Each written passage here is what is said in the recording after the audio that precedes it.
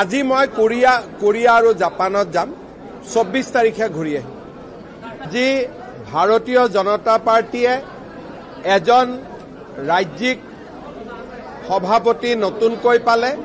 সাংসদ দিলীপ শইকীয়া ডাঙৰীয়াই ভাৰতীয় জনতা পাৰ্টিৰ নেতৃত্ব আজিৰ পৰা গ্ৰহণ কৰিলে।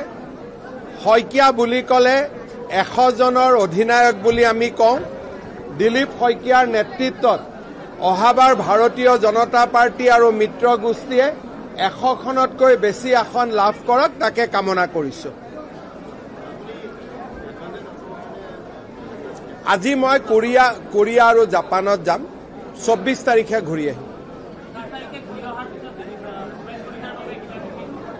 ভৱেশ কলিতা আমাৰ লগত আছে, তেওঁ বিধায়ক হয়েই, তেনেকুৱা কোনো কথা নাই। তেনেকে বিজেপিত নহয়, সব বিজেপিত এটা নিয়মত হৈ থাকে। হা